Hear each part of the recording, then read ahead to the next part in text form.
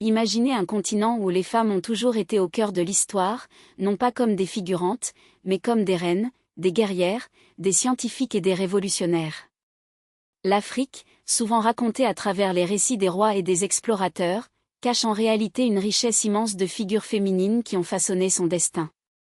Le panafricanisme, ce mouvement qui prône l'unité et la solidarité des peuples africains et de la diaspora, n'a pas été seulement l'affaire des hommes.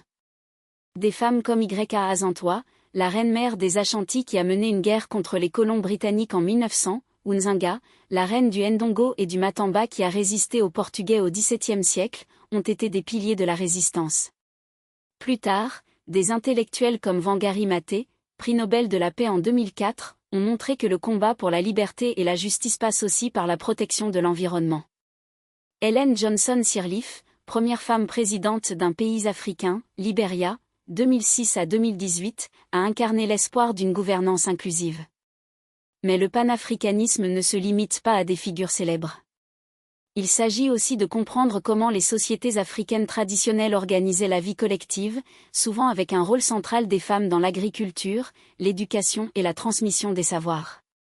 Ce cours va vous montrer que l'histoire de l'Afrique est aussi une histoire de femmes, et que le panafricanisme est un mouvement pour tous, garçons et filles, unis dans un même combat pour la dignité et la liberté.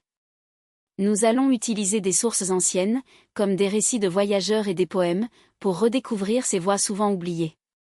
Par exemple, dans le livre A Tempest Sketch, l'auteur Stephen Graham décrit son voyage à travers la Russie et la région de la mer Noire, mais il évoque aussi la quête de sens et de liberté qui anime tout être humain. Cette quête, c'est aussi celle des Africains et Africaines qui ont lutté pour leur émancipation. Alors, ouvrons grand nos yeux et nos oreilles, le passé nous parle, et il a beaucoup à nous dire sur l'avenir. CEP Les fondations du panafricanisme, une histoire de résistance féminine.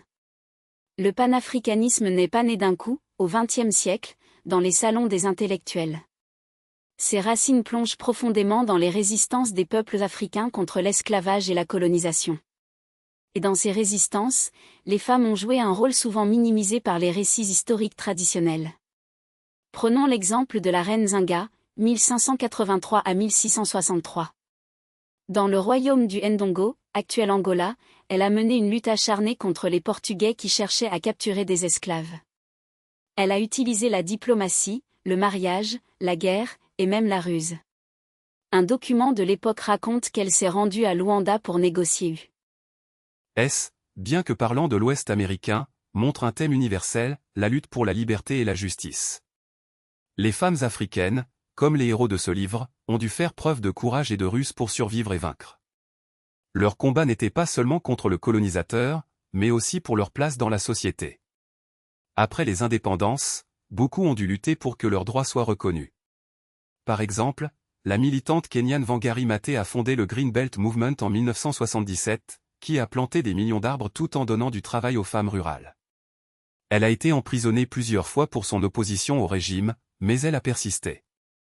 En 2004, elle a reçu le prix Nobel de la paix, une reconnaissance de son travail pour la démocratie, la paix et l'environnement.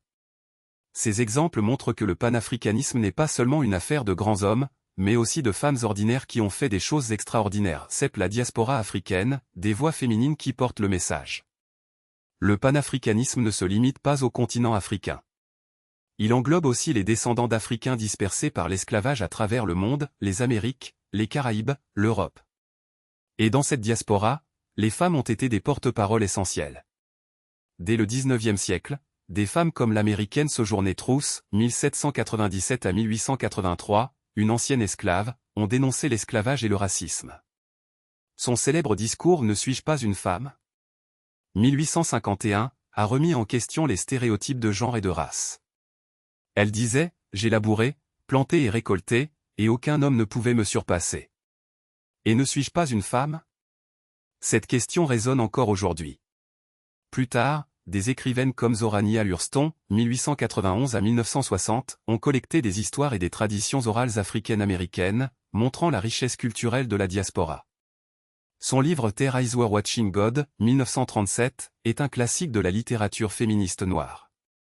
Dans les années 1960 et 1970, le mouvement Black Power aux États-Unis a compté des figures féminines puissantes comme Angela Davis, philosophe et militante, qui alliait la lutte contre le racisme à la lutte des classes et au féminisme.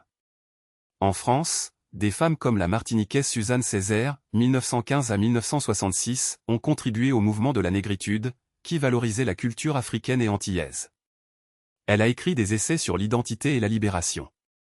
Plus récemment, des autrices comme Chimamanda Ngozi Adichie, Nijurieta Selassie, Ghana État Union exploraient les questions d'identité, de genre et de diaspora. Adichie, dans son discours Nous sommes tous des féministes, 2012, a expliqué pourquoi le féminisme est nécessaire pour tous, y compris en Afrique.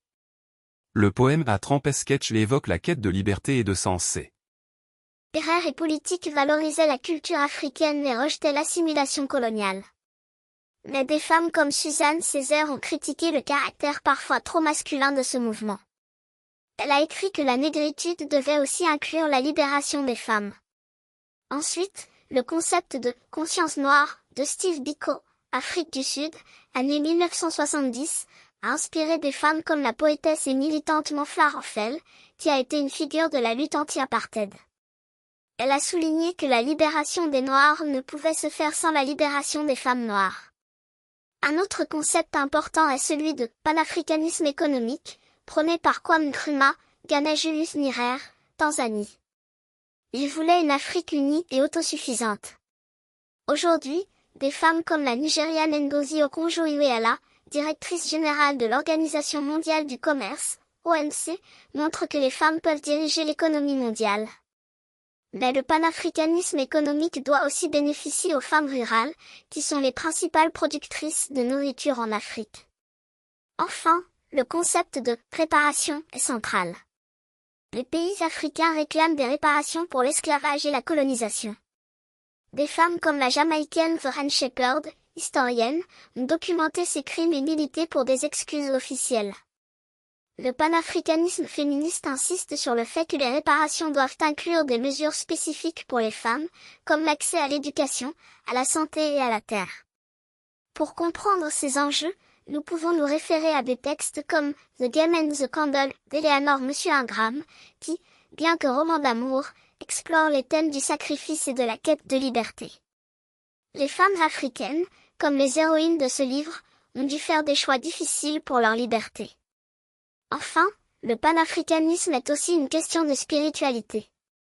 Les religions traditionnelles africaines, comme le vaudou haïtien ou le candomblé brésilien, ont préservé des éléments de la culture africaine et ont souvent été dirigées par des femmes prêtresses. Ces traditions sont une source de force et d'identité pour la diaspora. En résumé, le panafricanisme féministe est une approche qui remet en question les hiérarchies de race, de genre et de classe, et qui propose une vision inclusive de la libération. Pour bien comprendre et retenir ce cours, voici quelques méthodes. 1. Créer une frise chronologique des femmes panafricanistes, de Nanga, 17e siècle à Vanessa Nakat, 21e siècle. 2. Faites des fiches par personnage, nom, pays, date, action principale. 3. Utilisez la méthode des 5 Whats, où, qui, what, quoi, where, où, when, quand, why, pourquoi pour chaque événement. 4. Regardez des documentaires sur YouTube, par exemple,